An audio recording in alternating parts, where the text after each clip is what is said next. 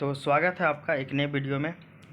ये हमारा 14 JPC prelims paper 2 का टेस्ट नंबर जो 1 है, इसका सेकेंड पार्ट है।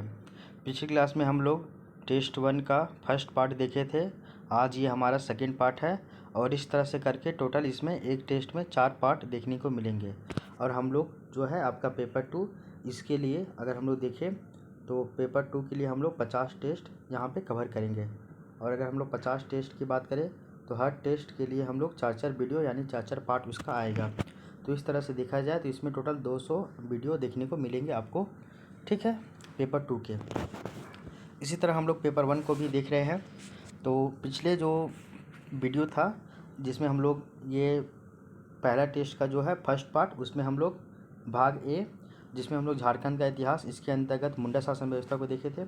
उसके बाद भाग जो बी है जिसके अंतर्गत झारखंड आंदोलन में हम लोग झारखंड के संविधान के बारे में पढ़े। भाग सी जो है इसमें हम लोग झारखंड की विशिष्ट पहचान के बारे में पढ़े थे। उसी तरह आज की क्लास में हम लोग जो है वो लोक साहित्य पढ़ेंगे, भाग डी। और इस लोक साहित्य में हम लोग जो है वो लोक नाटक, लोकगीत और लोक कथा के बारे में पढ़ेंगे थोड़ा थोड़ा। इसके बाद भाग ई के बारे में पढ़ेंगे जिसमें हम लोग झारखंडी साहित्य और साहित्यकार इसके बारे में पढ़ेंगे। और इसमें भी खास करके जो है जनजातीय साहित्य जिसमें आपका मुंडारी साहित्य है, इसको हम लोग पढ़ेंगे। इसके बाद आपका भाग एफ जो है वो है आपका झारखंड के प्रमुख शिक्षण संस्थान। और इसमें हम लोग देखेंगे झारखंड में आधुनिक शिक्षा का विकास का जो इतिहास रहा है, इसको हम लोग पढ़ेंगे। और साथ ही साथ अगर समय बचेगा तो हम लोग आज के ही क्लास में भाग जी जो कि आपका खेल कूद है, और खेल कूद में हम लोग आज हॉकी वाले टॉपिक को पढ़ लेंगे। तो इतना हम लोग का आज ये सेक्शन रहेगा। तो भाग डी से लेकर भाग जी तक है जो कि आपका यहाँ पे आज के वीडियो में हम लोग इसको कवर करेंगे। तो चलिए सबसे पहले हम लोग जो है इसके आज की जो है क्लास हम लोग इसको देखते हैं। तो 3 टॉपिक कल आपका कंप्लीट हो गया था सामाजिक विशेषता तक। आज हम लोग इसके आगे की चर्चा करेंगे लोक साहित्य के बारे में। और लोक साहित्य में अगर हम लोग देखें तो लोक साहित्य में हम लोग जो है वो लोक नाटक, लोकगीत और आपका लोक कथा, इन तीनों को पढ़ेंगे। सबसे पहले आपका लोक नाटक देख लेते हैं। लोक नाटक में हम लोगों को कितना पढ़ना है वो देख लीजिए, यहाँ पे एक आपको दिखा देते हैं। पहला है आपका जट जटिन, ये पढ़ेंगे। दूसरा है भंकुली बंका पढ़ेंगे। तीसरा है आपका सामा चकेवा, इसको पढ़ेंगे, ठीक है। इसके बाद चौथा डोमकच पढ़ेंगे। पांचवा आपका कीर्तनिया पढ़ेंगे। तो आज हम लोग जो आपका लोक नाटक है, तो लोक नाटक में हम लोग पूरा नाटक नहीं पढ़ेंगे। लोक नाटक में आज हम लोग केवल 5 नाटक के बारे में पढ़ेंगे और आने वाले टेस्ट में फिर हम लोग इसके आगे की चर्चा करेंगे, ठीक है ना। तो इसको ऐसे करके बांट बांट के पढ़ेंगे। तो आज के टेस्ट में हम लोग केवल जो है वो मतलब ये पहले टेस्ट में 5 लोक नाटक, दूसरे टेस्ट में फिर 5 लोक नाटक, फिर तीसरे टेस्ट में फिर आपका 5 लोक नाटक, ऐसे करके कवर करेंगे। तो आपका जो 30-40 गो नाटक है वो भी कंप्लीट हो जाएगा, ठीक है। तो आज हम लोग 5 नाटक के बारे में पढ़ेंगे इसमें। तो आइए इन सभी नाटकों को एक एक करके हम लोग देखते हैं लोक नाटक के बारे में। सबसे पहले जो लोक नाटक है वो है आपका जट जटिन, ठीक है, जट जटिन है। इसमें बताया जा रहा है कि प्रत्येक वर्ष श्रावण से कार्तिक माह के बीच कुंवारी लड़कियों के द्वारा इसका अभिनय किया जाता है। तो इसमें जो कुंवारी लड़की है वही इसमें पार्टिसिपेट करती है और ये हर एक साल होता है सावन से कार्तिक महीने के बीच में। इसमें जट जटिन के वैवाहिक जीवन को दर्शाया जाता है। इस नाटक में जो आपका जट जटिन होता है इसके शादीशुदा जो वैवाहिक जीवन होता है वो कैसे होता है वो दिखलाया जाता है हस्बैंड वाइफ के बारे में। ये आपका पहला जो है वो लोक नाटक हो गया। दूसरा लोक नाटक है आपका बकुली बंका। बकुली बंका क्या है वो देख लीजिए। ये नृत्य पर आधारित नाटक है। ये जो नाटक है वो पूरी तरीके से डांस पे डिपेंड है और डांस पे आधारित ये नृत्य है, मतलब नाटक है। आगे देख लीजिए, इसका आयोजन सावन या फिर इसे बोलते हैं श्रावण से कार्तिक माह तक किया जाता है। पहले बताया गया था सावन से कार्तिक के बीच में जट जटिन होगा। और भंकुली बंका ये भी आपका सावन और कार्तिक के बीच में ही किया जाता है। इसका प्रदर्शन जो है वो जट जटिन के साथ किया जाता है। और इसमें भकुली जो है वो पत्नी को और बंका जो है वो पति, इसके वैवाहिक जीवन को दर्शाया जाता है। तो ये भी देख लीजिए, जो आपका जट जटिन नाटक है ना, सेम उसी तरह भंकुली बंका भी है।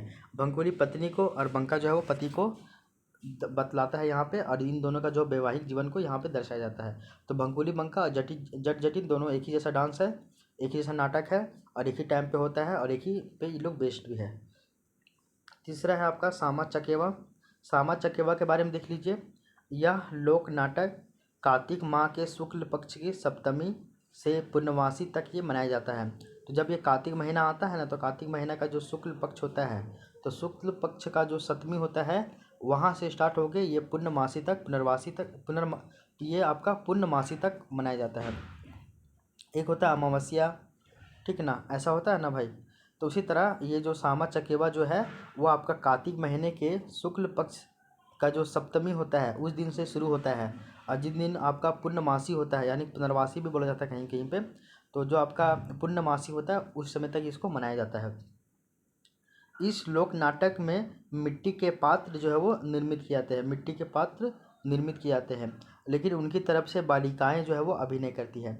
इसमें मिट्टी के पात्र जो है वो निर्मित किए जाते हैं, मिट्टी का जो है वो बनाया जाता है छोटा छोटा खिलौना टाइप में ही, लड़का लड़की इस टाइप का, और उनकी तरफ, लेकिन उनकी तरफ से जो है वो बालिकाएं जो है यानी लड़कियां जो है वो एक्टिंग करती है, अभिनय करती है। इस लोक नाटक के प्रमुख नायिका को सामा और नायक को चकेवा कहा जाता है, और खलनायक को चूड़क और चुगला भी कहा जाता है, और सामा के भाई को सांब कहा जाता है। तो देख लीजिए, जो लड़की रहती है उसको सामा, और सामा के भाई को सांब, उसके बाद जो लड़का रहता है उसको चकेवा, और जो इन लोगों में विलेन रहता है उसको चूड़क या फिर चुगला कहा जाता है। ठीक है, आगे देख लीजिए।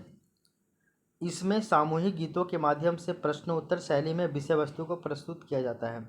तो इसमें ना गीत के माध्यम से गीत गा रहे हैं और उसी में क्वेश्चन आंसर होता है। आगे देख लीजिए, यह भाई बहन के पवित्र प्रेम से संबंधित लोक नाटक है। तो ये जो आपका सामा चकेवा है ये भाई बहन के प्रेम पे ये आधारित है। तो अभी तक हम लोग 3 गो नाटक देख चुके हैं। पहला है जट जटिन, दूसरा हम लोग देखे सामा चकेवा, तीसरा देखे भकुली बंका। इसी तरह हम लोग देखेंगे चौथा है आपका डोमकच, और 5वां है आपका कीर्तनिया। ठीक है, तो डोमकच और कीर्तनिया के बारे में हम लोग देखते हैं। डोमकच और आपका कीर्तनिया, पहला है ये डोमकच, दूसरा रहेगा कीर्तनिया के बारे में हम लोग पढ़ते हैं। तो देख लीजिए, डोमकच के बारे में बताया जा रहा है कि यह स्त्रियों के द्वारा विशेष अवसरों पे जैसे कि विवाह आदि पर आयोजित एक घरेलू लोक नाटक है। तो ये जो आपका डोमकच है ये स्त्रियों के द्वारा किया जाता है, और ये शादी उदी के टाइम, ये विवाह के अवसर पे किया जाता है। विवाह जैसे विशेष अवसरों पे और भी अन्य अवसर पे भी ये किया जाता होगा। इसमें हास परिहास, अश्लील हाव भाव व संवाद का प्रदर्शन किया जाता है। डोमकच में थोड़ा सा आपका एडल्ट जो है वो हाव भाव दिखाया जाता है, संवाद किया जाता है, थोड़ा सा गंदी गंदी बातें वगैरह किया जाती है। फिर देख लीजिए, इसी में आपका जो है वो बताया जा रहा है आपका क्या, वो देख लीजिए नेक्स्ट, कि इस लोक नाटक का सामूहिक प्रदर्शन नहीं किया जाता है तथा पुरुषों को इस लोक नाटक को देखने को मनाही होता है। तो डोमकच में इसका सामूहिक प्रदर्शन नहीं किया जाता है। इसको 4-5 लेडीज़ लोग मिलके शादी ब्याह के अवसर पे ही एक कमरे में बैठ के इसको जो है वो लोक नाटक करती है, और इसमें पुरुषों को अलाउ नहीं है। इसका आयोजन जो है वो विवाह एवं अन्य अवसरों पर रात भर किया जाता है। विवाह आदि के समय इसका जो प्रदर्शन किया जाता है डोमकच का। फिर नेक्स्ट देख लीजिए, लास्ट वो है आपका कीर्तनिया। और कीर्तनिया जो है वो इसमें भगवान कृष्ण की लीलाओं का वर्णन जो है वो गायन के द्वारा किया जाता है। तो कीर्तनिया जो है वो वहाँ पे क्या किया जाता है, भगवान जो कृष्ण है इसका जो लीला है, इनका लीलाओं का जो गायन वर्णन है वो गायन यानी कि गाना के रूप में इसको व्यक्त किया जाता है, और यह भागवत कथाओं पर आधारित है। तो जो आपका कीर्तनिया है वो आपका भागवत कथाओं पर ये वर्णित है। तो इस तरह से आज हम लोग जो है वो आपका 5 गो लोक नाटक पढ़े। पहला पढ़े हम लोग जट जटिन, दूसरा पढ़े भकुली बंका, तीसरा पढ़े सामा चकेवा, चौथा पढ़े डोमकच, और हम लोग अगर 5वां की बात करें तो वो पढ़े हम लोग कीर्तनिया। तो ये हम लोग 5 गो लोक नाटक आज देखे हैं। आने वाले सेकेंड टेस्ट में फिर 5 को देखेंगे, फिर थर्ड टेस्ट में फिर 5 को देखेंगे। तो इस तरह से करते करते आपका पूरा कंप्लीट हो जाएगा। ठीक है, अब हम लोग लोक नाटक के बाद जो है वो आपका लोकगीत की तरफ चलते हैं। लोक नाटक तो हम लोग बहुत देख लिए हैं, अब हम लोग लोकगीत देखते हैं। लोकगीत भी आपका कई तरह के होंगे। जैसे अगर हम लोग देखें तो लोकगीत भी आपका अलग अलग प्रकार के देखने को मिलते हैं लोकगीत, जिसमें से पहला है आपका संस्कार गीत, दूसरा है पर्व त्योहारों के गीत। ठीक है, पहला है संस्कार गीत, दूसरा है आपका, रुकिए जरा सा, पर्व त्योहारों के गीत, ठीक है, ये रहा। तीसरा है नृत्य का गीत। फिर आपका चौथा है आखेट का गीत। पांचवा है ऋतु का गीत। और छठा है गाथा गीत। और इस तरह से गीत भी आपका जो है वो 6 गो हम लोग पढ़ेंगे आज की क्लास में, ठीक है। तो 6 तरह का जो गीत है उस गीतों को भी हम लोग इसमें देखते चलेंगे, ठीक है। ये रहा आपका। तो हम लोग एक एक करके देखेंगे। सबसे पहले जो है वो आपका संस्कार गीत के बारे में पढ़ेंगे। इसमें क्या है संस्कार गीत, वो देख लीजिए। तो ये हम लोग देख रहे हैं लोकगीत, और लोकगीत में हम लोग 6 तरह के लोकगीतों के बारे में पढ़ेंगे। जिसमें से पहला लोकगीत आपका क्या है, संस्कार गीत। इसमें बोला गया है कि झारखंड के सभी जनजातियों में जन्म से मृत्यु पर्यंत के विभिन्न संस्कारों के लोकगीतों का प्रचलन पाया जाता है। तो झारखंड में जितनी भी जनजातियां हैं उनमें जन्म से लेके जब तक मृत्यु होता है तो इनके बीच में अलग अलग संस्कारों के माध्यम, अलग अलग संस्कारों को जो है वो लोकगीत के माध्यम से बतलाया जाता है। तो यहाँ पे लोकगीत का प्रचलन काफ़ी ज़्यादा देखने को मिलती है हम लोगों को। आगे देख लीजिए।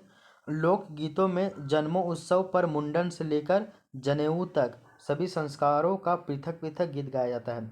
यानी कि लोक गीतों में देखिएगा आप, संस्कार गीत के अंतर्गत सब तो सबका अलग अलग गीत है। जन्म जब होता है तो जन्मोत्सव के टाइम जो आपका जन्मोत्सव उत्सव होता है वहाँ पे एक अलग गीत होता है। मुंडन के समय में एक अलग गीत होता है। और जब जनेऊ धारण किया जाता है तो सबके लिए एक अलग अलग गीत देखने को मिलते हैं। यहाँ पे आपका एक है बिहा गीत। बिहा गीत जो है वो आपका विवाह के सभी संस्कारों पर होता है। ये सोहर गीत जो है वो आपका शुभ मंगली के समय होता है। खेलोनो जो है वो कोहबर आदि प्रमुख विवाह गीत है। तो अच्छा देखिए, ये देख लीजिएगा यहाँ पे कि जब शादी ब्याह होता है ना तो विवाह के अवसर पे एक है बिहा गीत, फिर है आपका सोहर गीत, शुभ मंगली गीत, फिर खेलोनो गीत, फिर आपका कोहबर गीत। ये सभी जो है वो आपका विवाह के समय गाए जाने वाले गीत हैं। इसके अलावा देखिएगा यहाँ पे जनजातियों में जनजातीय जो लोक संगीत है इसमें मृत्यु के अवसर पे शोक गीत गाने का भी जो है वो प्रचलन है। तो जब किसी व्यक्ति का मृत्यु हो जाता है, डेड हो जाता है, तो उस समय शोक गीत भी गाया जाता है। तो विवाह के समय भी गीत है, जन्म के समय भी गीत है, मुंडन के समय भी गीत है, जनेऊ धारण करने के समय भी गीत है, शादी ब्याह के समय भी गीत है, किसी के मरने पे भी शोक गीत गाया जाता है। आगे देख लीजिए नेक्स्ट, झंझाइन लाइर देवी गीत। झंझाइन लाइर, उसके बाद देवी गीत, बिहा गीत आदि संस्कार गीत है। झंझाइन जो है वो महिलाओं के द्वारा शिशुओं के जन्म के अवसर पे गाए जाने वाला गीत है। तो देख लीजिए, संस्कार गीत की अगर बात करें तो संस्कार गीत बहुत सारे हैं। जैसे कि आपका झंझाइन गीत है, लाइर गीत है, देवी गीत है, बिहा गीत है। बिहा गीत जो है वो आपका शादी विवाह के समय गाया जाता है। जबकि झंझाइन जो गीत है वो आपका महिलाओं के द्वारा जब किसी बच्चे का जन्म होता है तो शिशुओं के जन्म के अवसर पे इसको गाया जाता है। तो झंझाइन गीत जो है वो आपका शिशुओं के जन्म के अवसर पे गाया जाने वाला गीत है, झंझाइन। ये पूछा जाता है झंझाइन, इसको याद रख लीजिएगा। तो ये सभी आपका संस्कार गीत है। इसके अलावा डमकच विवाह के अवसर पे महिलाओं के द्वारा गाया जाने वाला गीत है। तो अगर हम लोग डमकच की बात करें तो डमकच भी जो है वो एक गीत है जो कि महिलाओं के द्वारा गाया जाता है विवाह आदि के समय। इसके बाद ओंदी गीत जो है वो शादी विवाह के अवसर पे गाया जाता है। और झूमर गीत विभिन्न पर्वों और त्योहारों पर गाया जाता है। और इसमें नृत्य गीत सभी ऊंचे स्वर में गाए जाते हैं जो कि नृत्य प्रधान होते हैं। तो ओंदी गीत जो है वो शादी विवाह के अवसर पर गाया जाता है। झूमर गीत जो है वो विभिन्न पर्व और त्योहारों पर गाया जाता है। और इसमें नृत्य गीत सभी ऊंचे स्वर में गाए जाते हैं जो कि नृत्य प्रधान होते हैं। आगे देख लीजिए, आपका संस्कार गीत कंप्लीट हो गया है। नेक्स्ट देख लीजिए आप, वो है आपका पर्व त्योहारों के गीत। तो पर्व त्योहारों के गीत देख लीजिए क्या क्या है। सो पर्व त्योहारों के गीत देख लीजिए। पहला है चैत मास में नव वर्ष के आरंभ से लेकर फागुन माह की समाप्ति तक यहाँ विभिन्न पर्व त्योहारों में नृत्य गीत की धूम मची रहती है। तो चैत महीने से लेके जब नव वर्ष का आरंभ होता है यानी कि फागुन माह की समाप्ति तक यहाँ पे अलग अलग पर्व त्योहारों में नृत्य और गीत जो है वो यहाँ पे देखने को मिलती है, उसका पूरा धूम मचा हुआ रहता है। आगे देख लीजिए, कर्मा गीत। यहाँ पे देखिए बताया जा रहा है कि कर्मा गीत नृत्यों की प्रस्तुति कर्मा पर्व के अवसर पर महिलाओं के द्वारा आंगन, घर के आंगन या फिर अखड़ा में किया जाता है। तो जो आपका कर्मा गीत है और कर्मा गीत का और उसका जो नृत्य है उसका जो प्रस्तुति है वो आपका कर्मा पर्व के अवसर पर किया जाता है महिलाओं के द्वारा घर के आंगन में या फिर अखड़ा में। इसी के अलावा देख लीजिएगा, पर्व त्योहारों के गीत में पहला है आपका कर्मा गीत, उसके अलावा दूसरा है आपका सोहराई गीत, और सोहराई गीत जो है वो आपका सोहराई पर्व के अवसर पे मनाया जाता है। इसके अलावा पर्व त्योहारों के गीत में देखिएगा तो आपका है टूसू गीत, और ये आपका टूसू पर्व के अवसर पे महिलाओं के द्वारा गाया जाता है। टूसू पर्व में ही महिलाओं के द्वारा गाया जाता है टूसू पर्व। ठीक है, तो ये हो गया, पहला हो गया आपका संस्कार गीत, दूसरा हो गया आपका पर्व त्योहारों के गीत। तीसरा अब हम लोग देखेंगे नृत्य गीत, यानी कि डांस करने के लिए अलग अलग गीत होते हैं। इसमें क्या क्या वो देख लीजिए। तो इसमें बताया जाता है कि झारखंड में नृत्य गीतों की लंबी श्रृंखला है। तो झारखंड में जो नृत्य गीतों की देखे तो इसकी एक बहुत लंबी श्रृंखला पाई जाती है, जैसे डमकच, ठडिया, लहसुआ, तुझरी, खेमठा, डहिर धरा, मर्दाना, झूमर, जनानी झूमर इत्यादि। तो ये सभी जो है वो नृत्य गीत है, जो है वो डांस के समय ये सब गीत गाए जाते हैं। ये सभी गीत है ना, नाम याद रखिएगा, एक दो को खड़ी बस काफ़ी है। उसके अलावा यहाँ पे देख लीजिए, पहला हम लोग देखिए संस्कार गीत, फिर हम लोग देखिए आपका पर्व त्योहारों के गीत, फिर हम लोग देखिए नृत्य के गीत, अब हम लोग देखेंगे आखेट गीत। आखेट गीत क्या होता है, जब हम लोग शिकार वगैरह करते हैं तो इस समय भी गाना गाया जाता है। तो इसमें बताया जा रहा है कि आखेट गीत के अंतर्गत जतरा, जनी शिकार, विशु शिकार आदि के समय जो है वो गीतों को गाया जाता है। तो जब जतरा शिकार किया जाता है तब, जनी शिकार, फिर आपका विशु शिकार, जब ये तीनों तरह का जो शिकार हंटिंग किया जाता है तब गीत को गाया जाता है, जिसको बोलते हैं आखेट गीत। क्या बोलते हैं? आखेट गीत। इसके अलावा एक होता है आपका ऋतु गीत। ऋतु गीत जो है वो आपका अलग अलग ऋतुओं में गाया जाता है। तो यहाँ बोला जा रहा है अलग अलग ऋतुओं में गाए जाने वाले को हम लोग बोलते हैं ऋतु गीत। ये ऋतु गीत क्या है वो देख लीजिए। पहला है कि यहाँ के जनजातियों में चैत बैसाख मास में सरहुल, तो देखो चैत बैसाख महीने में सरहुल, और भादो महीने में कर्मा, और आसीन और कार्तिक महीने में दसई और बंदना, और साथ ही साथ सोहराय और पोष महीने में मागे गीत जो है वो नृत्य होते हैं। तो चैत और बैसाख में सरहुल का गीत गाया जाता है, भादो महीने में कर्मा का गीत, और आसीन और कार्तिक महीने में दसई, बंदना, सोहराय और पोष महीने में मागे गीत जो है वो गाए जाते हैं। जबकि गैर जनजातीय लोक संगीत में जनानी, मर्दानी, झूमर, पावस और उदासी, उसके बाद टूसू, भदवाही, फगवा इत्यादि जो है वो गीत गाए जाते हैं। तो ये भी याद रख लीजिएगा। तो गैर जनजातीय लोक संगीत में जनानी, मर्दानी, झूमर, पावस, उदासी, टूसू, भदवाही, फगवा आदि गीत जो है वो गाए जाते हैं। आगे देख लीजिए, फगवा जो गीत है वो आपका होली के अवसर पे गाया जाता है। उदासी जो गीत है वो आपका ग्रीष्म ऋतु के आगमन पे, और वाद्य यंत्रों की आवश्यकता इसमें नहीं है। तो जब भी ग्रीष्म ऋतु आता है, गर्मी आता है, तो उदासी गीत गाया जाता है, और इसमें गीतों के भाव निर्गुण, सगुण और भक्ति प्रधान होते हैं। तो उदासी गीत में जो गीतों का जो भाव है वो निर्गुण है, सगुण है और आपका भक्ति प्रधान होते हैं। आगे नेक्स्ट देख लीजिए, पावस। पावस जो है वो आपका वर्षा काल में पुरुषों के द्वारा गाए जाने वाला गीत है। और एक आपका भदवाही है। भदवाही जो है वो वर्षा ऋतु में गाए जाने वाला गीत है। और जदुर की बात कीजिएगा तो जदुर जो है वो आपका बसंत गीत है, जो सरहुल या फिर बाप पर्व से संबंधित है। इसके अलावा एक और है अंग नई गीत, जो कि बरसाती राग है, और यह महिलाओं के द्वारा गाए जाने वाला गीत है। अच्छा ठीक है, ये महिलाओं के द्वारा गाया जाने वाला एक गीत है। अंगनई गीत जो है वो आपका एक बरसाती गीत है। एक है आपका डईर डईर धरा। तो डईर धरा जो है वो वर्षा ऋतु में देव स्थानों पे गाया जाने वाला गीत है, उसको बोलते हैं डईर धरा। तो आई होप यहाँ तक आपको समझ में आ गया है। अब हम लोग लास्ट एक वो देखते हैं, वो है आपका गाथा गीत। इसको भी लास्ट हम लोग पढ़ते हैं। गाथा गीत क्या है वो देख लीजिए। तो झारखंड के ग्रामीण क्षेत्रों में वादियों के द्वारा गाया जाने वाला गीत जो है वो काफ़ी ज़्यादा लोकप्रिय है, यानी कि इसमें कुछ ना कुछ थोड़ा बहुत इंस्ट्रूमेंट, ढोलक, मांद बदीरा लेके गीत गाया जाता है। इनमें प्रायः सभी रसों का समावेश होता है, सभी तरह का जो रसों का समावेश होता है। इसमें आपका जो है वो आल्हा उदल, नायक बंजारा, दीना भद्री और बीज मेल आदि गाथाएं गाई जाती हैं।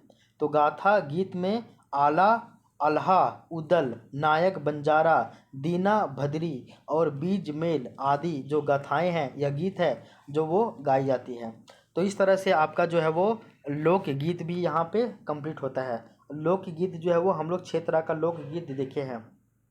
पहला देखे हैं संस्कार गीत, दूसरा देखे हैं पर्व त्योहारों के गीत, तीसरा देखे हैं नृत्य गीत, चौथा देखे हैं आखेट गीत, पांचवा देखे हैं ऋतु का गीत और छठा देखे हैं गाथा गीत। इसको अगर हम लोग देखें तो ऐसे करके याद रख लीजिएगा। देखिए लोकगीत में जैसे हम लोग लोक नाटक में देखे 5 तरह का नाटक, उसी तरह लोकगीत में आज हम लोग देखेंगे 6 तरह के लोकगीत। इसके अलावा फिर जो सेकेंड टेस्ट होगा उसमें फिर हम लोग 5-6 गो गीत देखेंगे, फिर थर्ड टेस्ट में फिर 5-6 गो गीत देखेंगे। इस तरह से कर करके आपका जो है वो पूरा सेक्शन यहाँ पे कंप्लीट हो जाएगा। ठीक है, तो यहाँ पे देखिएगा तो कौन कौन सा गीत है वो देख लीजिए। पहला है आपका संस्कार गीत, दूसरा है पर्व त्योहारों के समय गाए जाने वाला गीत, तीसरा है आपका जो है वो नृत्य के समय गाए जाने वाला गीत, चौथा है आखेट के समय यानी शिकार के समय गाया जाने वाला गीत, फिर है आपका अलग अलग ऋतुओं में गाया जाने वाला गीत, फिर छठा है आपका गाथा गीत। तो इस तरह से देखिएगा टोटल 6 गो गीत आज हम लोग देखे हैं। इसके अलावा और भी गीत है वो हम लोग अगले टेस्ट में वहाँ पे इसको हम लोग कवर करेंगे। तो आई होप ये भी समझ में आपको आ गया होगा। अब हम लोग जो है वो लोकगीत के बाद हम लोग जो है आपका लोक संगीत के बारे में पढ़ेंगे। तो आज हम लोग 5 गो लोक नाटक पढ़े, 6 गो लोकगीत पढ़े। अब हम लोग लोक संगीत पढ़ेंगे एक एक करके। सबसे पहले हम लोग संथाली लोक संगीत के बारे में पढ़ेंगे। लोक संगीत संथाली लोक संगीत के बारे में पढ़ेंगे। उसके बाद उरांव लोक संगीत के बारे में पढ़ेंगे, ये देख लीजिए।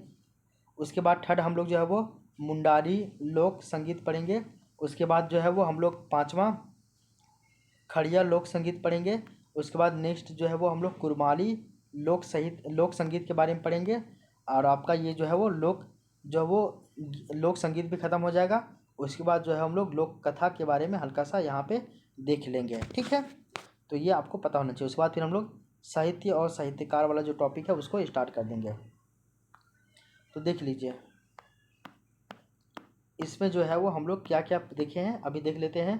पहला जो है वो आपका लोक साहित्य में हम लोग लोक नाटक, लोक गीत और लोक कथा के बारे में पढ़ेंगे।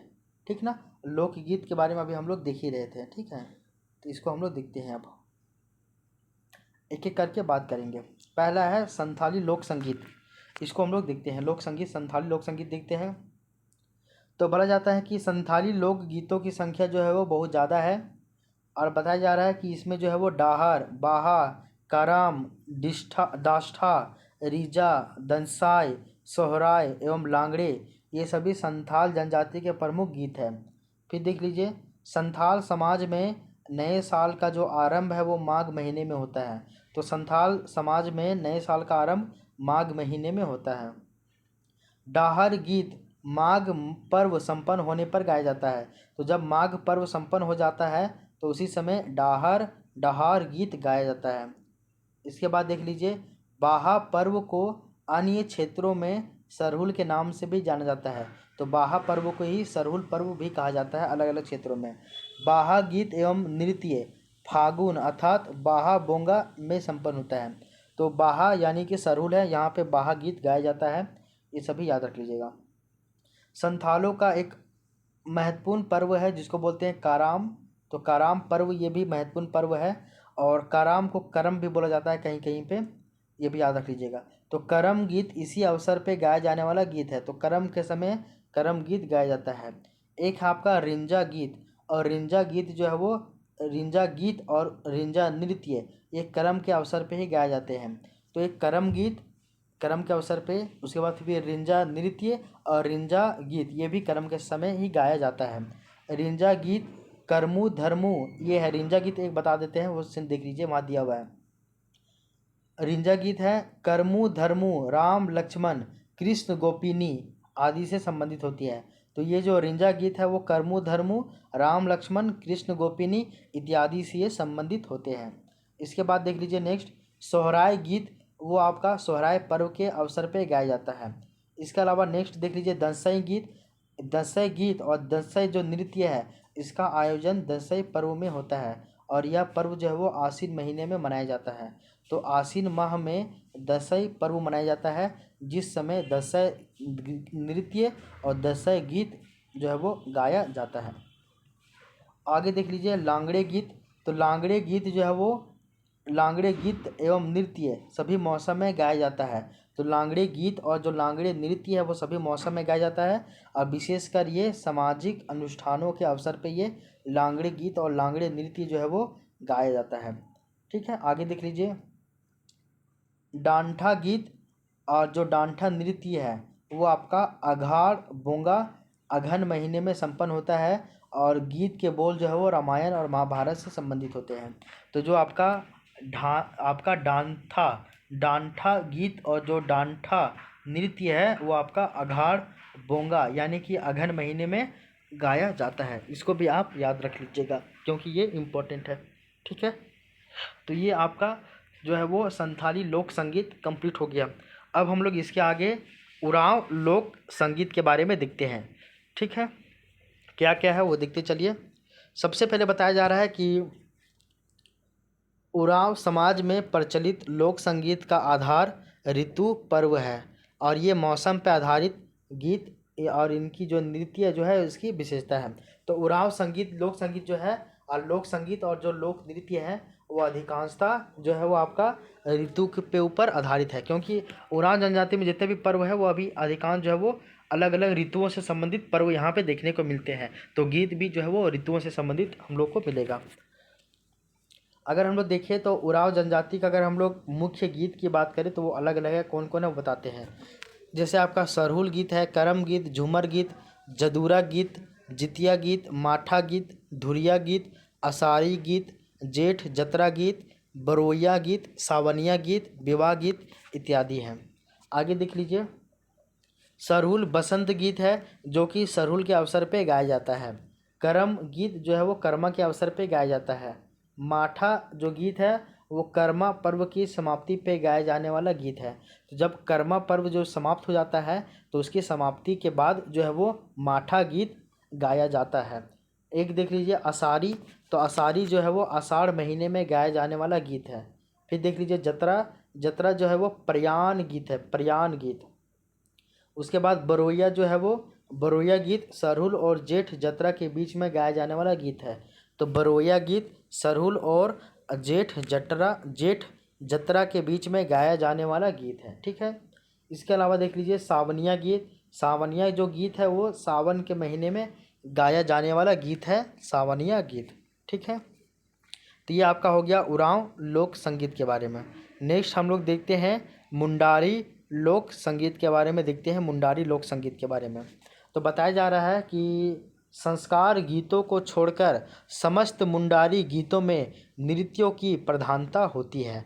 तो संस्कार गीत को छोड़ के जितना भी गीत है वो सभी गीत मुंडारी लोक संगीत में देखने को मिलेगी, केवल यहाँ पे संस्कार गीत नहीं मिलेगा। आगे देख लीजिए मुंडारी भाषा के लोक गीतों में जदूर, गेना और जदूर, जपी, कर्मा, जरगा, आंदी इत्यादि प्रमुख हैं।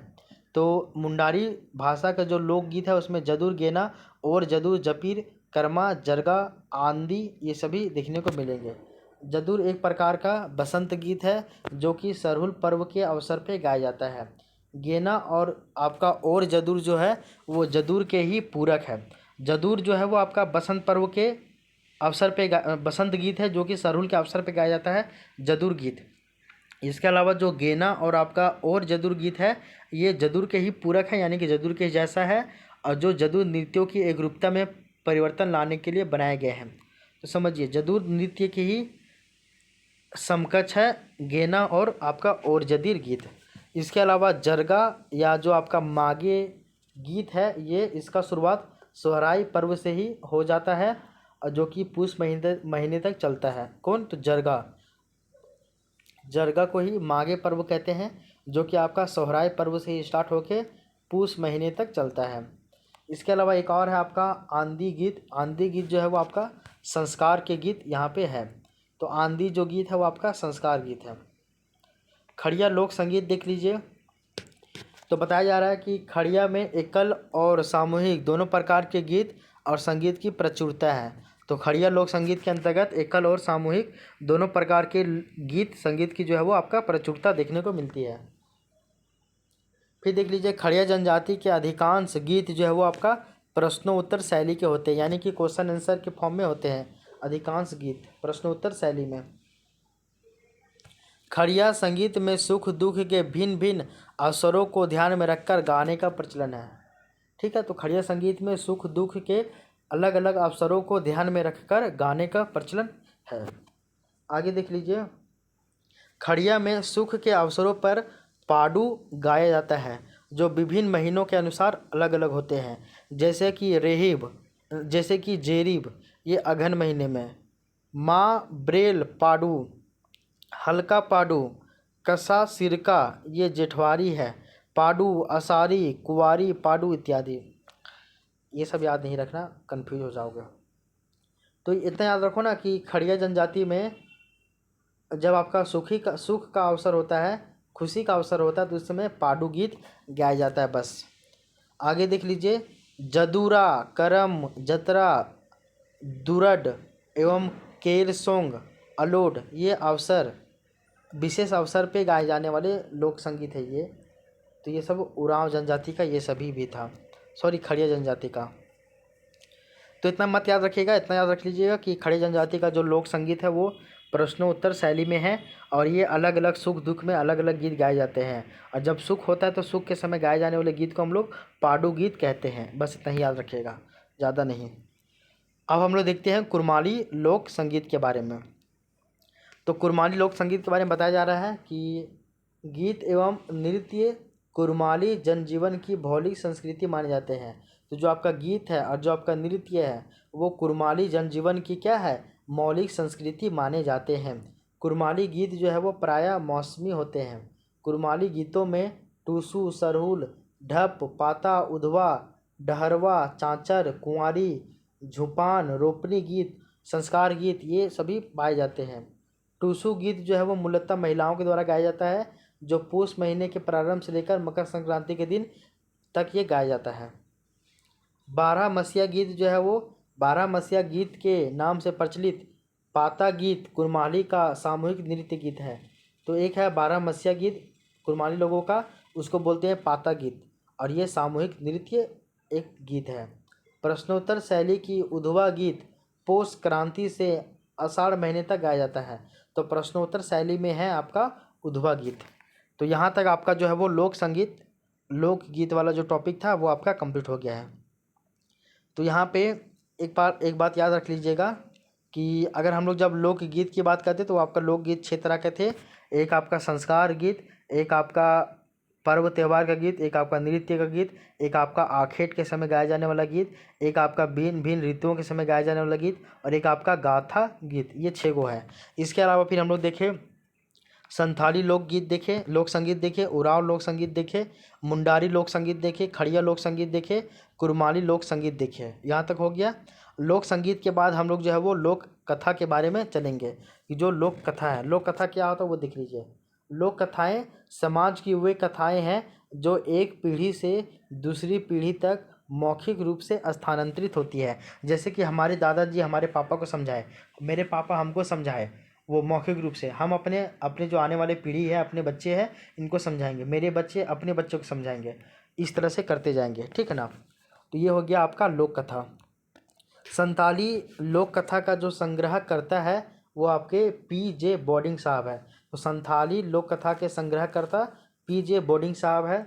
वहीं मुंडारी लोक कथा का अगर हम लोग संग्रहकर्ता की बात करें तो वह है आपके श्री जगदीश त्रिगुणायत। तो श्री जगदीश त्रिगुणायत ये मुंडारी लोक कथा के संग्रह करता है।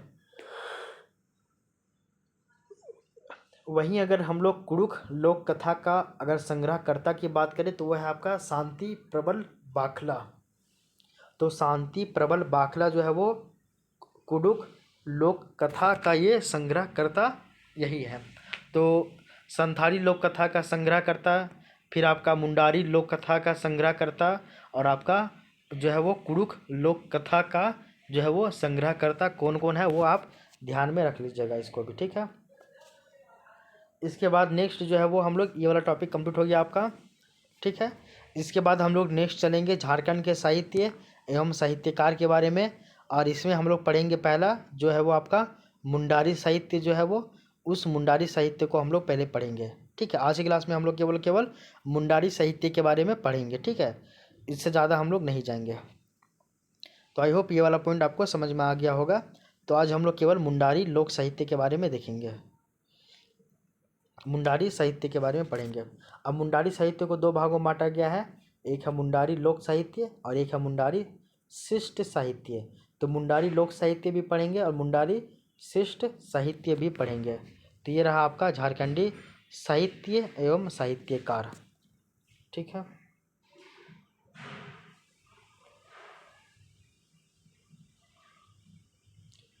तो साहित्य एवं साहित्यकार से हम लोग पढ़ेंगे, इसमें पहला टॉपिक मुंडारी साहित्य को पढ़ेंगे। इसमें इसके बताया जा रहा है कि इसके 4 भेद है, नगूरी, तमड़िया, हसाद और केर। इन चारों में हसाद को मुंडारी का केंद्र माना जाता है। तो मुंडारी साहित्य का 4 भेद है, नगूरी, तमड़िया, हसाद और केर, और इन चारों में से हसाद को मुंडारी का केंद्र माना जाता है। इसको आप ध्यान में रखिएगा। अब हम लोग मुंडारी लोक साहित्य के बारे में पढ़ेंगे। तो सबसे पहले मुंडारी जो लोक साहित्य है इसको आप पढ़िए। इसमें बताया गया है कि मुंडारी लोक साहित्य में लोकगीत, लोक कथा, कहावत, मुहावरे, पहेलियाँ आदि के भंडार पाए जाते हैं। तो मुंडारी लोक साहित्य में आपका लोकगीत, लोक कथा, कहावतें, पहेलियाँ, मुहावरे, ये सभी इसमें पाए जाते हैं, ठीक है। अब देख लीजिए, सोसो बोंगा जो कि मुंडारी लोक कथाएँ हैं, इसके नामक जो पुस्तक है इसके लेखक जगदीश त्रिगुणायत है। तो एक याद रख लीजिएगा, सोसो बोंगा एक मुंडारी लोक कथा है, जिसके लेखक की बात करें तो वह है आपका जगदीश त्रिगुणायत। तो JT याद रख लीजिएगा, JT जगदीश त्रिगुणायत। आगे देखिए, सोसो बोंगा मुंडारी साहित्य की एक प्रमुख लोक कथा है। तो जो सोसो बोंगा है मुंडारी लोक कथा है, यह आपका मुंडारी साहित्य की एक प्रमुख लोक कथा है, जो आपका देवरा द्वारा धार्मिक रीति के साथ कही जाती है। तो ये देवरा के द्वारा धार्मिक रीति रिवाजों के साथ कही जाती है। सोसो बोंगा को बेलेट के रूप में गढ़ा गया है, ठीक ना। तो इतना याद मत रख लीजिएगा, केवल याद रख लीजिएगा आपका मुंडारी लोक कथा जो है वो है आपका सोसो बोंगा, जो कि जगदीश त्रिगुणायत के साथ इनके द्वारा लिखा गया है, ठीक है।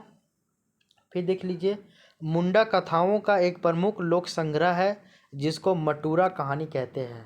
तो मुंडा कथाओं का एक लोक संग्रह भी है जिसको मटूरा कहा जाता है, और जिसकी जो रचना है वो मैनास आर्या ने किया है। तो मैनास आर्या साहब ने मटूरा का जो है वो रचना किया है, जो कि मुंडा कथाओं का एक प्रमुख लोक संग्रह यानी कि कहानी है।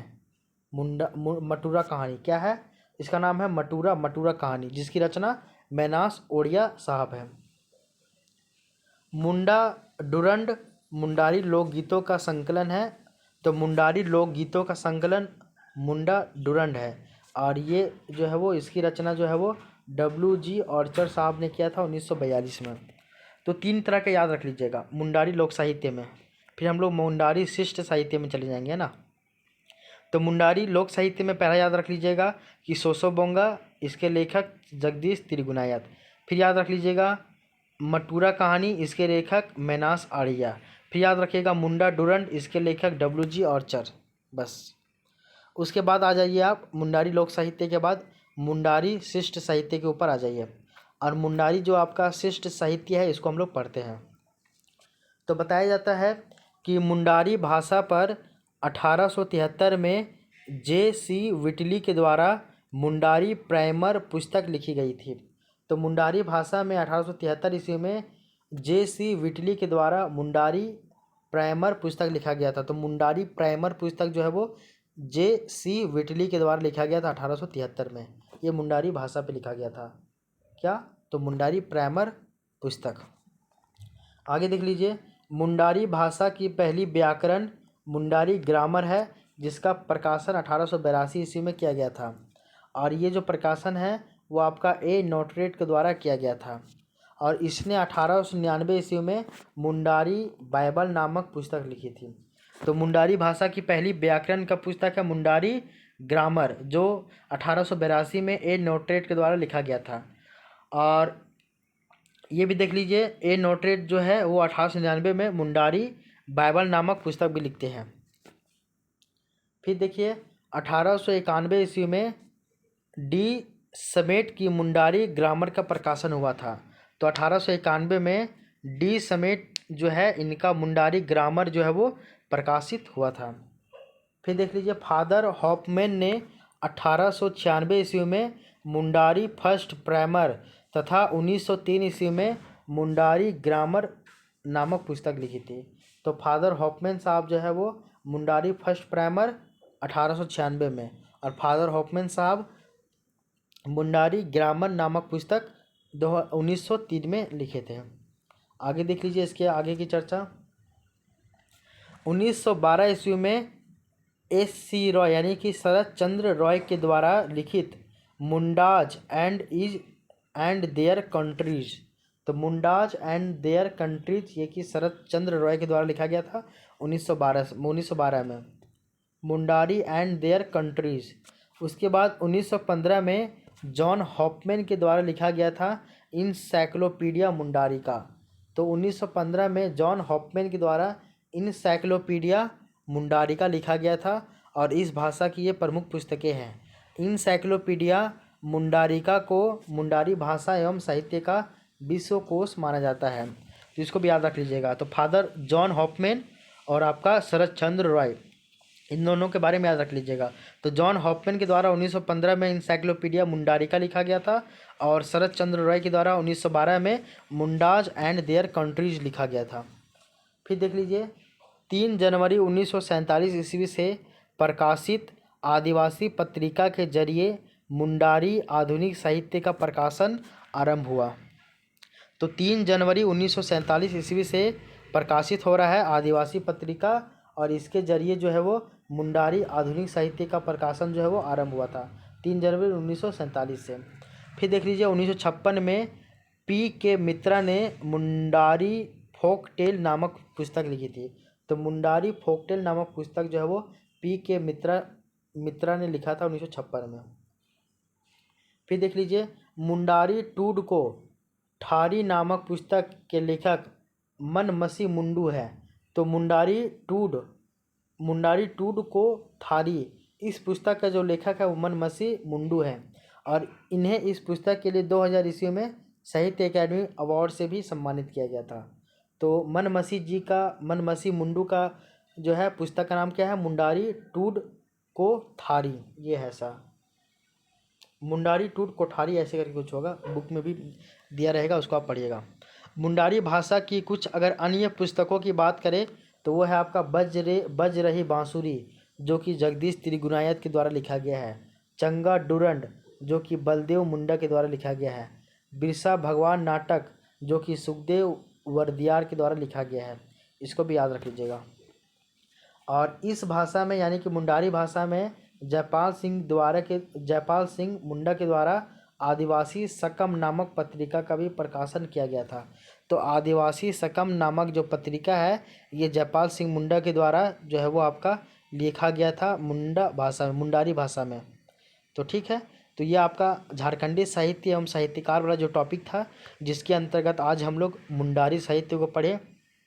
मुंडारी साहित्य को हम लोग 2 भागों में बांट के पढ़े। पहला आपका मुंडारी लोक साहित्य और दूसरा है मुंडारी शिष्ट साहित्य। इन दोनों में हम लोग इसको बांट के पढ़े। आई होप ये वाला जो पॉइंट है वो आपको समझ में आ गया होगा।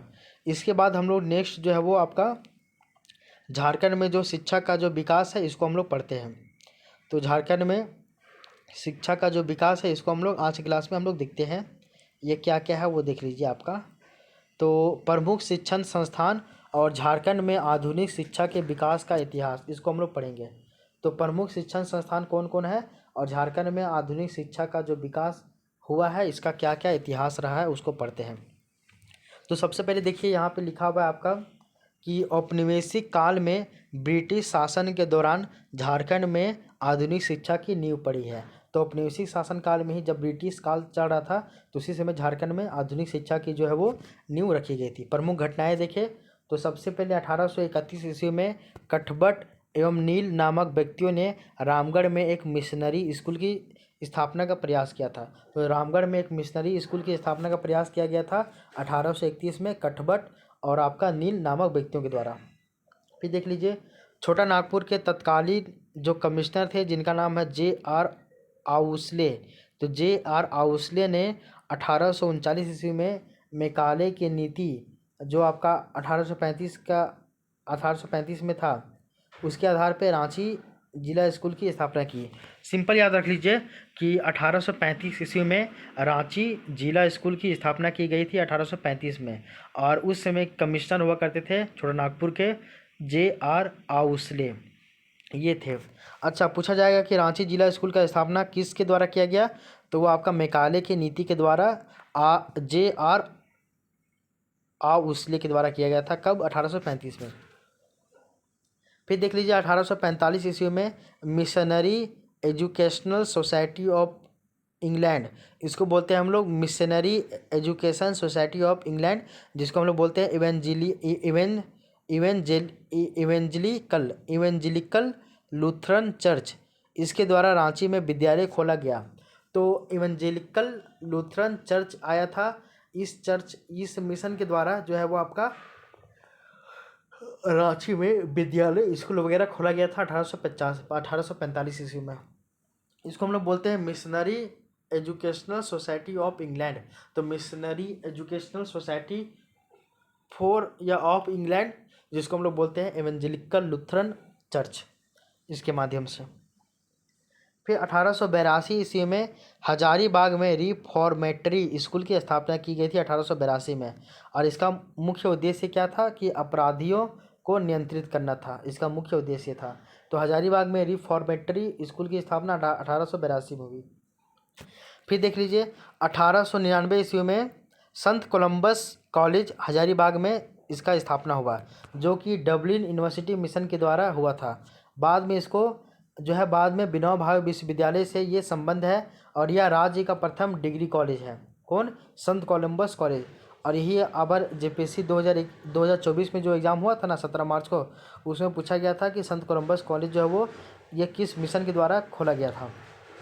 तो हम सभी को पता होना चाहिए कि 1899 ईस्वी में संत कोलंबस कॉलेज हजारीबाग में स्थापना हुआ था। ये डबलिन यूनिवर्सिटी मिशन के द्वारा हुआ था, जो कि आपका हजारीबाग के बीबीयू से ये संबंधित है, और ये राज्य का यानी झारखंड का पहला डिग्री कॉलेज है। उसके बाद ये 1899 में ही खुला था। उसके बाद 1944 ईस्वी में तो 7 जुलाई 1944 को संत जेवियर कॉलेज रांची की स्थापना हुआ था। तो 1944 में 7 जुलाई 1944 को संत जेवियर कॉलेज का स्थापना हुआ था, और जहाँ पे जो है पढ़ाई 1948 से शुरू की गई। 1953 में जनजातीय अनुसंधान संस्थान रांची की स्थापना की गई। उसके बाद 1954 में नेतरहाट विद्यालय लातेहार की स्थापना की गई थी, और ये भारत का प्रसिद्ध आवासीय विद्यालय है, और इसके प्रथम जो आचार्य है वो आपका चार्ल्स नेपियर थे। ये भी क्वेश्चन पूछा गया था नेतरहाट वाले विद्यालय से। तो नेतरहाट विद्यालय का जो स्थापना है वो 1954 ईस्वी में किया गया था, और ये भारत का प्रसिद्ध आवासीय विद्यालय है यानी कि हॉस्टल है, और इसके जो प्रथम प्राचार्य थे वो थे आपके चार्ल्स नेपियर। कौन थे? चार्ल्स नेपियर थे। इसके अलावा देखिए 1980 में रांची विश्वविद्यालय के अंतर्गत जनजातीय एवं क्षेत्रीय भाषा विभाग की स्थापना की गई थी। तो 1980 में जो आपका रांची विश्वविद्यालय है 1960 में बना था, उसके अंतर्गत एक जनजातीय एवं क्षेत्रीय भाषा विभाग की स्थापना की गई थी। इसको भी आप याद रख लीजिएगा, ठीक है। आगे देख लीजिए, ये आपका एक कीवर्ड था, मतलब ये आपका थोड़ा सा बैकग्राउंड था वो बता दिया गया है। अब देख लीजिए शिक्षा के विकास में प्रमुख जो मिशन आया था उसकी क्या क्या भूमिका थी। तो 7-8 को मिशन आया था, और उस मिशन के बारे में पढ़ना है, किस मिशन में क्या क्या काम हुआ। तो सबसे पहले गॉस्नर इवेंजेलिकल लूथरन मिशन आया, यानी कि इसको बोलते हैं GEL, यानी कि गॉस्नर इवेंजेलिकल लूथरन मिशन। ये इसके बारे में पढ़ते हैं, और इसी के तहत क्या हुआ था 1856 में रांची में गॉस्नर विद्यालय की स्थापना किया गया, और इसी के तहत 1899 में जो है वो गौशनर कॉलेज के रूप में विकसित किया गया। तो पहले गौशनर विद्यालय बना 1856 में, और उसी गौशनर विद्यालय को 1899 में गौशनर कॉलेज बना दिया गया। और ये आपका GEN मिशन यानी गौशनर इवेंजेलिकल लुथरन मिशन के तहत ये खोला गया था। इसके बाद society for propagation of gospel mission, इसको बोलते हैं SPG मिशन, यानी कि सोसाइटी फॉर प्रोपगेशन। तो society for propagation of gospel जो मिशन है SPG मिशन, इसके तहत हजारीबाग, रांची और चाईबासा के क्षेत्रों में आवासीय विद्यालय स्थापित किए गए थे। तो इसके तहत जो आपका SPG मिशन है, इसके तहत SPG मिशन को क्या कहते हैं? Society for propagation of gospel. तो society for propagation of gospel mission, इसके तहत हजारीबाग, रांची और चाईबासा के क्षेत्रों में आवासीय विद्यालय जो है वो स्थापित किए गए। साथ ही साथ 1898 ईस्वी में नेत्रहीन व्यक्तियों के लिए संत माइकल स्कूल खोला गया। तो जो नेत्रहीन व्यक्ति है उसके लिए संत माइकल स्कूल खोला गया। उसके बाद 1919 ईस्वी में SPG महिला शिक्षा प्रशिक्षण विद्यालय खोला गया था। तो महिला शिक्षा प्रशिक्षण विद्यालय खोला गया था SPG के तहत 1909 ईस्वी में। SPG का फुल फॉर्म क्या हो गया? Society for propagation of gospel mission, ये हो जाएगा। इसके अलावा 1919 ईस्वी में Saint Margaret girls high school की स्थापना की गई थी। तो 1919 में Saint Margaret girls high school की स्थापना की गई थी। फिर आया आपका रोमन कैथोलिक मिशन, और रोमन कैथोलिक मिशन जो है इसके बारे में देखिएगा तो 1885 ईस्वी में शिक्षण कार्य जो है वो प्रारंभ किया था 1885 में। उसके बाद 1905 ईस्वी में सेंट जॉन स्कूल का स्थापना किया। 1912 ईस्वी में नवाटोली में शिक्षण प्रशिक्षण कॉलेज बनाया। उसके बाद 1944 ईस्वी में सेंट जेवियर इंटर कॉलेज, जो कि 1948 में ये डिग्री कॉलेज बना था, इसकी स्थापना की थी। तो 1944 में सेंट जेवियर इंटर कॉलेज, एक आपका संत जेवियर कॉलेज है, 1844 में बना, और ये आपका रोमन कैथोलिक मिशन के द्वारा बना था। और इसमें जो पढ़ाई है वो आपका 1948 में स्टार्ट हुआ, और 1948 में ही ये डिग्री कॉलेज बना। तो संत जेवियर कॉलेज जो है आपका रोमन कैथोलिक मिशन के द्वारा बनाया गया था। इसके अलावा एक और मिशन आया था, united free church of Scotland. तो united free church of Scotland, ये मिशन भी झारखंड आया, और इसके तहत हजारीबाग, मानभूम और संथाल परगना क्षेत्र में जो है वो विद्यालय स्थापित किए गए। इसके अलावा डॉक्टर जो है वो एंड्रयू कैंपबेल, जो कि संथालों के देवदूत थे, वो इसी मिशन से संबंधित थे। तो क्वेश्चन पूछा जाएगा कि जो संथालों के देवदूत कौन है, तो बोला जाएगा डॉक्टर एंड्रयू कैंपबेल है। फिर बोला जाएगा कि डॉक्टर जो एंड्रयू कैंपबेल है वो किस मिशन से संबंधित थे, तो बताएंगे United free church of Scotland mission से ये संबंधित है। फिर नेक्स्ट है डबलिन यूनिवर्सिटी मिशन, ये बोला जाएगा। इसके बारे में बताया जाएगा कि इसी मिशन के अंतर्गत यानी कि डबलिन यूनिवर्सिटी मिशन के अंतर्गत 1899 में हजारीबाग में संत कोलंबस कॉलेज की स्थापना की गई थी। तो हजारीबाग में 1899 में संत कोलंबस कॉलेज की स्थापना की गई थी, और इसी को 1904 ईस्वी में डिग्री कॉलेज में परिवर्तित कर दिया, यानी कि यहाँ से 1904 में पढ़ाई लिखाई स्टार्ट हो गया। तो और ये झारखंड का पहला डिग्री कॉलेज है। फिर 1920 ईस्वी में संत किरण कन्या विद्यालय की स्थापना की गई। तो संत किरण कन्या विद्यालय की स्थापना आपका डबलिन यूनिवर्सिटी मिशन के तहत ही किया गया था। इसके अलावा एक और है आपका सेवेंथ डे एडवेंटिस्ट मिशन। तो सेवेंथ डे एडवेंटिस्ट मिशन, इसके तहत रांची और खूंटी क्षेत्र में ये कार्यरत था। सेवेंथ डे एडवेंटिस्ट मिशन, तो सेवेंथ डे एडवेंटिस्ट मिशन ये है आपका रांची और खूंटी में काम कर रहा था। और इस संस्था में संबंध WB बोटे के द्वारा खूंटी आवासीय विद्यालय की स्थापना की गई थी, WB बोटे के द्वारा। इसके बाद 1923 ईस्वी में ही बड़गाई यानी कि रांची में एक विद्यालय की स्थापना की गई थी। 1923 में बड़गाई रांची में एक विद्यालय की स्थापना की गई थी।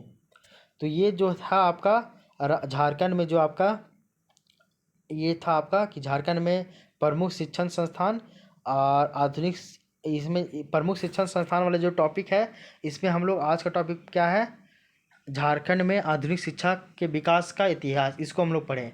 इसके अलावा हम लोग नेक्स्ट क्लास में प्रमुख शिक्षण संस्थान को और आगे पढ़ेंगे, फिर उसके आगे क्लास में प्रमुख शिक्षण संस्थान को और आगे पढ़ेंगे। इस तरह करते करते हम लोग 30 टॉपिक में इसको हम लोग पूरा कंप्लीट कर लेंगे। ठीक है, तो प्रमुख शिक्षण संस्थान में आज हम लोग केवल झारखंड में आधुनिक शिक्षा के विकास का इतिहास जो रहा था, इसको हम लोग यहाँ पे आज हम लोग पढ़े हैं। इसके बाद जो है वो हम लोग कल की क्लास में खेलकूद वाले टॉपिक को पढ़ेंगे, और खेलकूद में हम लोग का कल का टॉपिक रहेगा हॉकी। ठीक है, और हॉकी से संबंधित जितने भी खिलाड़ी हैं इन सभी को हम लोग पढ़ लेंगे डिटेल से। उसके बाद कल की क्लास में हम लोग झारखंड के भूमि संबंधी कानून जो है छोटा नागपुर काश्तकारी अधिनियम CNT, इसको हम लोग देखेंगे। इसमें हम लोग छोटा नागपुर भूधृति अधिनियम के बारे में पढ़ेंगे, और साथ ही साथ जो है वो हम लोग इसके बाद हम लोग जो है वो झारखंड का भूगोल यानी कि भौगोलिक परिचय के बारे में देखेंगे। अब भौगोलिक परिचय जब वो कंप्लीट हो जाएगा, उसके बाद जो है वो हम लोग झारखंड के कल के हम लोग झारखंड में एक नया सेक्शन स्टार्ट करेंगे, वो है आपका झारखंड की औद्योगिक नीति। तो कल में हम लोग झारखंड की औद्योगिक नीति 2001 भी पढ़ेंगे, और झारखंड की औद्योगिक नीति 2012 भी हम लोग पढ़ लेंगे। और उसके बाद जो है वो हम लोग इसके आगे की चर्चा करेंगे, और जिसके अंतर्गत हम लोग फिर झारखंड में प्रमुख लौह एवं जो आपका इस्पात उद्योग है इसके बारे में पढ़ेंगे, लौह एवं इस्पात उद्योग। और इसके बाद जो है वो हम लोग इसके आगे की चर्चा करेंगे। ठीक है, तो लौह एवं इस्पात उद्योग को भी पढ़ के हम लोग जो है वो आगे देखेंगे। झारखंड की प्रमुख योजनाओं को पढ़ लेंगे, और योजनाओं को पढ़ने के बाद जो है वो हम लोग इसके आगे की चर्चा करेंगे। ठीक है ना, योजनाओं को पढ़ने के बाद फिर हम लोग झारखंड में वन प्रबंधन वाला टॉपिक को पढ़ेंगे, और वन प्रबंधन टॉपिक को पढ़ने के बाद जो है वो हम लोग का ये वाला जो है कंप्लीट नहीं हो जाएगा, थोड़ा सा बचा रहेगा। उसके बाद हम लोग जो है वो वायु प्रदूषण को पढ़ेंगे, और वायु प्रदूषण पढ़ के जो है वो हम लोग का झारखंड में आपदा प्रबंधन हल्का सा बचा रहेगा। फिर झारखंड में आपदा प्रबंधन पढ़ के हम लोग जो है वो आपदा के प्रकार देखेंगे, भूकंप, बाढ़, फिर आपका सूखा, इन सभी के बारे में पढ़ेंगे। चढ़ित तड़ित झंझा, शीतलहर पढ़ेंगे, फिर खनन दुर्घटना, जंगल में आग, हथियारों का आक्रमण, चक्रवात, इन सभी के बारे में पढ़ के जो है फिर हम लोग का कल का जो है वो कल नहीं मतलब 2 लेक्चर और लगेगा, 2 लेक्चर में इसको पूरा हम लोग पढ़ेंगे। तो 4 लेक्चर में 1 टेस्ट कंप्लीट होगा। तो पेपर 2 का 50 टेस्ट है, पेपर 1 का 50 टेस्ट है। तो पेपर 2 का जो 50 गो टेस्ट है इसको टोटल हम लोग 200 वीडियो में कंप्लीट करेंगे, और पेपर 1 का जो 50 गो टेस्ट है इसको भी हम लोग टोटल 200 वीडियो में कंप्लीट करेंगे। तो समझ लीजिए टोटल ये आपका 400 वीडियो आएगा, जिसमें से आपका जो है वो पेपर 1 और पेपर 2 प्रीलिम्स एग्ज़ाम का पूरा कंप्लीट हो जाएगा। बस आपका काम रहेगा कि इस वीडियो को जो है वो आप बार बार अगेन एंड अगेन रिपीट कर करके देखोगे, फिर जो है वो आपका काम बन जाएगा। तो इस क्लास को हम लोग यहीं पर रहने देते हैं। अब हम लोग मिलते हैं नेक्स्ट क्लास में, तो तब तक के लिए thank you, take care, bye bye, आपका दिन शुभ हो।